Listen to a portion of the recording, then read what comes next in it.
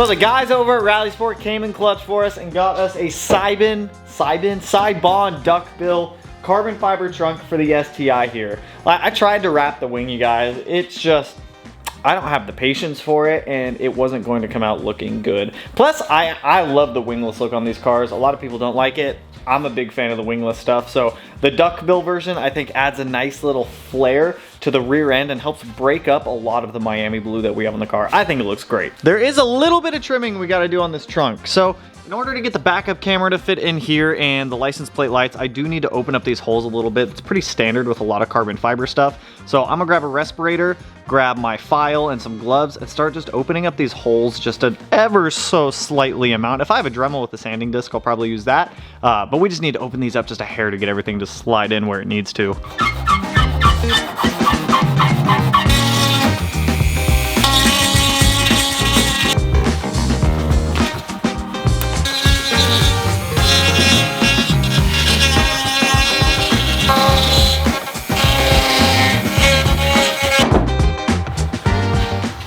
It is on there, everything's looking good. So with the trunk, I had to add a little bit of JB Weld for the backup camera over there, just because the hole on the carbon wasn't fully where it should be. But dude, that looks so fucking good. I'm personally a huge fan of the wingless look. I know some of you guys are also. Once again, huge shout out to the guys over at Rally Sport. If you're looking to snag anything, remember we got a discount code over there, Smeedia. It'll save you 10% off on some goodies. I'm not entirely sure if it works on some of the carbon stuff like this, but if you're looking for like other stuff, it will work. But dude, the duckbill, I think that was a move. I'm digging that, dude. That looks so good. So now that I got that on there, I'm just trying to like do all like the random little stuff I've got sitting around right now. What else I need to do is tear apart this EJ25 here, because those are usable cases, and I'm gonna send these down to out front to be machined out, so that way I can use that for another engine build. Then after we get that engine torn apart, we're gonna head over to the shop, because I've got some stuff for the 23 WRX sitting on the rack over there that I need to start getting through, and I've got a handful of other things. So we're just doing a little bit of everything today.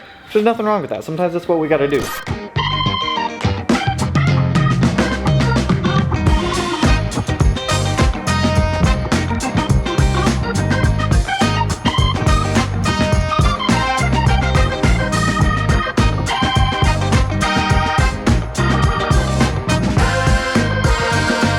Engine's fully disassembled. These are gonna go down to out front. I just gotta pull all these bearings out. Actually, hang on. Pull all these guys out. Let go. There you go. That one came out on the crank. There we go, mate. Get out of there. Get out of there. All these bearings look pretty good. The only thing that was wrong with this engine, yes, this engine was knocking, even though all these bearings look freaking primo. If I can get out, let go. That's fine, whatever. Cylinder 4. As per usual, so crank goes in the garbage, rods go in the garbage, bearings obviously go in the garbage, pistons go in the garbage. We keep the cases. Since it had a spun bearing on the crank, that means all the main lines for the most part should be good. So all we're gonna do with this is go ahead and bore and hone these cylinders up to 99.75, as the stock piston size is 99.50. So I don't know why they make aftermarket 99.50 pistons. I don't ever recommend it. Even if you get stock brand new cases, I would still line hone, or I would still bore and hone your cases up to, God, that is a crusty SO ring. I would still bore them up, at least to the piston that you're using in that. That's what we do with all of these, is we send these out to out front. They go through here, bore and hone all of these to the pistons that we're gonna be using with that engine to make sure that everything has like the nicest, crispiest seal possible. So let me go through, let me throw all this crap away. Case bolts, I always replace them with brand new ones whenever I build motors. So literally everything is garbage except for these. Got the garage all cleaned up. We got our beautiful trunk installed, and dude, I like this thing. A lot of people are like, put a wing back on it. Dude, this looks so good. It looks like it blends in. Like the car doesn't like, okay, maybe the car does kind of yell at you just based off the color of it, but there's not a massive wing on it, all right?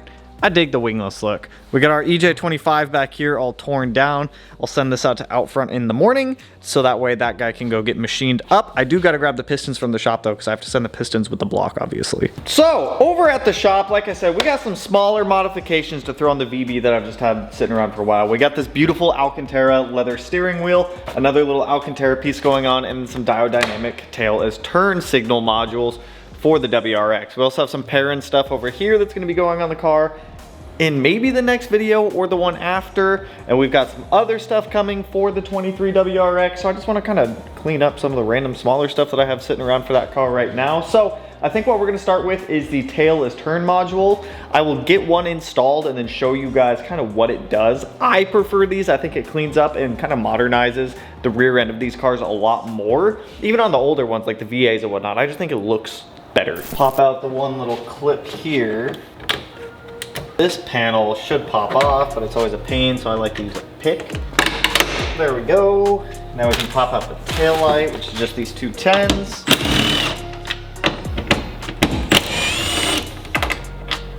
Boop, boop. Plug right into our taillight assembly here, which I already have a third brake light being plugged into it, so we're just gonna add some more stuff in there, you know? Plug that guy back in. Had to finadoodle some room in there.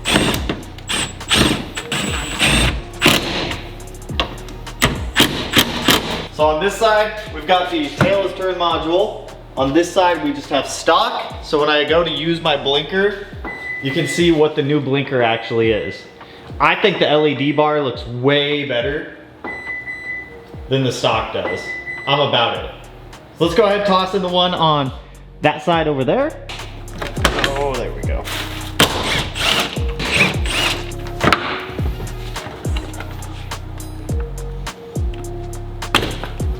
Plugs into itself, which makes life kind of nice. That guy will plug it in there. Tail light, and this will plug into the tail light. There we go. I think it looked pretty good. I dig it over the stock little amber bulbs, and Diodynamics has a plug and play kit. If you wanted to turn those to reverse lights also, you can. I don't really care to, I don't really feel the need to. I just wanted it for the turn signal properties because it looks way better than the stock amber did, because it just looks more modern. I don't know why Subaru just doesn't do that to begin with. Now, before we jump over to some of the interior modifications, I am gonna go through and vacuum out the car. I just have tons of corgi hair absolutely everywhere from throwing the doggos in the car. So let me get the inside of the car vacuumed out real quick, and then we'll jump over to doing some of the Alcantara bits to kind of tidy up the interior, make it feel a little bit more classy. For the most part, I got all the doggy hair vacuumed out. It's not perfect, it's just cleaner, so that way there's not dog hair flying around everywhere. So first thing we'll do is, I've already done it, gone up here, disconnected the battery since we are gonna be playing with some airbag stuff. We don't want an airbag to deploy in our face, so that's disconnected. I think we'll start with doing this Alcantara piece first that goes over the console hood. So I wiped it down with some alcohol when I was cleaning the interior a little bit, so it should be pretty clean, but they do give us a prep pad and a prep wipe. So we'll go through, we'll clean it, we'll get this guy stuck on there, and it should be good. It's just some like fiberglass wrapped in Alcantara with some 3M tape, so it should be pretty easy to put on.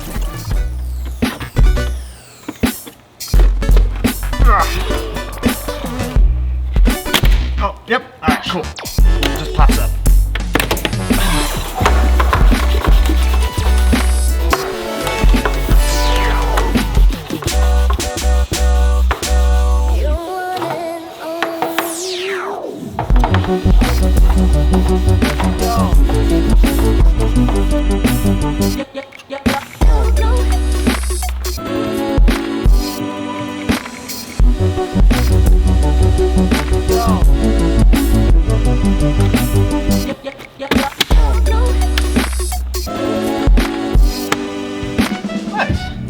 Good. Now to get the airbag out, if you're looking at the front of it and you go to the side, you're gonna see 3 little holes. Those holes have, I don't really know how to explain it. They're like little locking clips that you're gonna have to feel around for and try to pop them out. So normally I'll just stick a screwdriver in there and kind of feel around for it. Oh, okay, I got one side. So I just pushed on something in there. Oh, okay, there's 2. There's one more on the bottom. Oh, I think I got it. Hey, I can pop out the horn and the 2 electrical airbag connections. Be careful with them. There's 1, there's 2. too, and then just the horn. We got our airbag. All right, don't take the nut off all the way. Just break it loose so that way you can work the steering wheel out. Otherwise your clock spring may fly off on you, and that's the last thing that you want. So I'm gonna undo the clock spring connection here. I think that's the only thing that we need to undo electrically, so be really careful of your clock spring. I've destroyed clock springs and it fucking sucks. Yeah, okay. Gentle, look at that. Put the clock spring back up. Now we're gonna swap everything off this steering wheel over to our new one.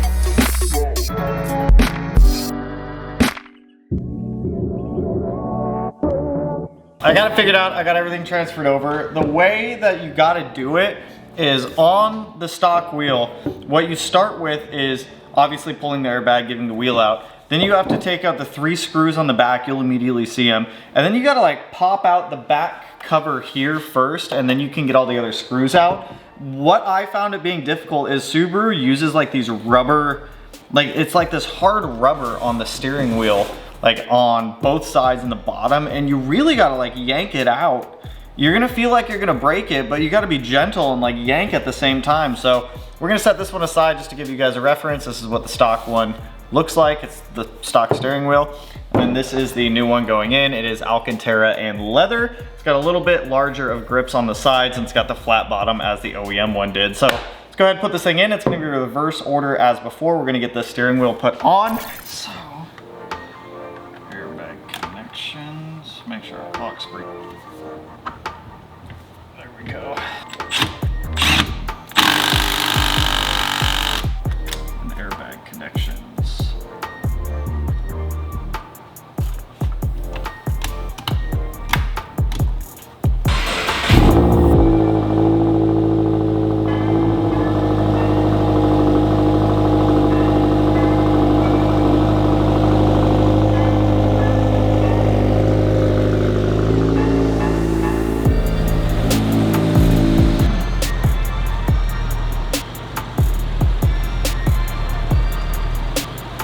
Letting the WRX idle for about 10 minutes just so it can relearn its idle after disconnecting the battery. It's always a good idea to do so. RX-7's pushed back in with the RX-7. I feel like if I don't use the rotary in this car, I've swindled you because you watched the rotary videos. So I'm just gonna keep the rotary in the car. It's almost done. What I actually might do is I might pull the engine back out and send that engine out to a reputable rotary builder and have them redo the engine that I've already done. I don't feel the most comfortable with that 13B since that's my first rotary I've put together. I just don't feel super comfortable with that engine. So I might rip it back out and send that engine out to be built by somebody else and just have them kind of go through what I've already done, but we'll see.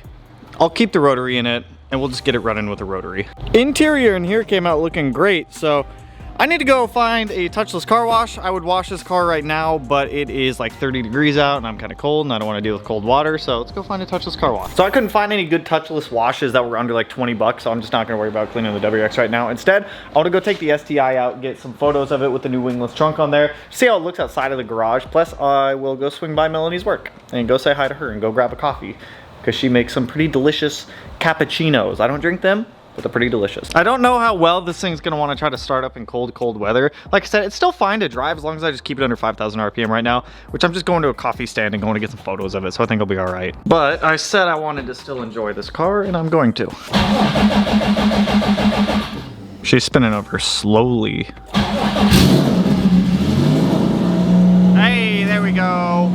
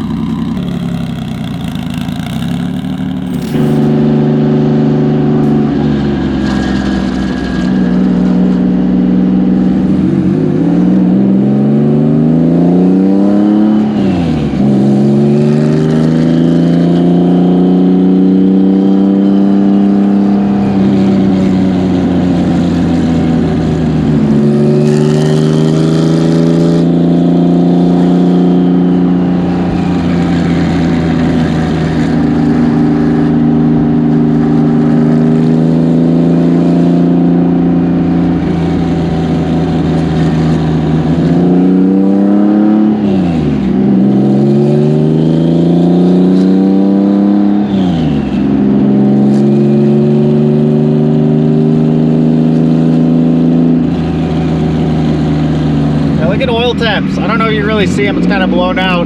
204 degrees just from that little drive. We need this oil cooler in here.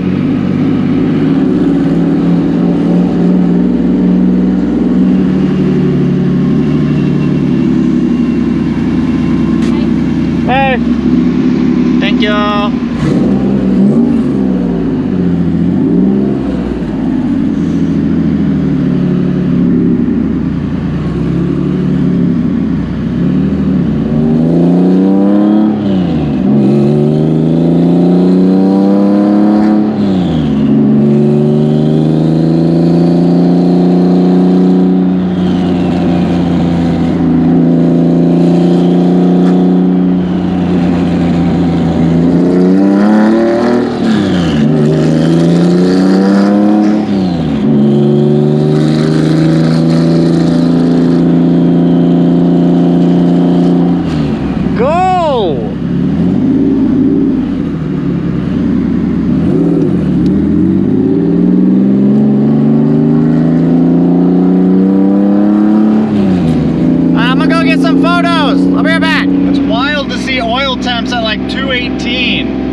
From no hard driving on 2050 even. 20W50 we see oil temps up to 230 of just normal cruising. So I'm big hyped. I got the oil cooler coming, the Accusump, we have the 11mm pump in the back seat. We're gonna get this thing fixed up nice. If you guys could tell from the GoPro, I don't know if you could really see it too much, oil temps get so high on this car without an oil cooler. So like I said, I got a set wrap core. It's about 26 inches long by 6 inches tall. I think it's like 2 inches deep, and it's just gonna sit right up here angled in the front grille. It's just like we're so tight on space for like oil coolers and Accusumps and all this other oiling stuff that it's hard to find a spot to make everything fit. So we'll get it figured out though. But that's all I got for you guys. We got some stuff knocked out on the WRX. Got some errands ran. I dropped off that engine to go down to out front, so I'll be building a short block on the channel here soon. That's all I got for you guys. If you like the video, you know what to do. Go to hit that like button, turn it black, blue, green, yellow, purple, silver, cyan, whatever color it turns for you. And if you're not already subscribed to the channel and you want to be, put it in one of these corners. No idea which one quite yet. But with that, I'll catch you guys in the next one. So peace out, homies.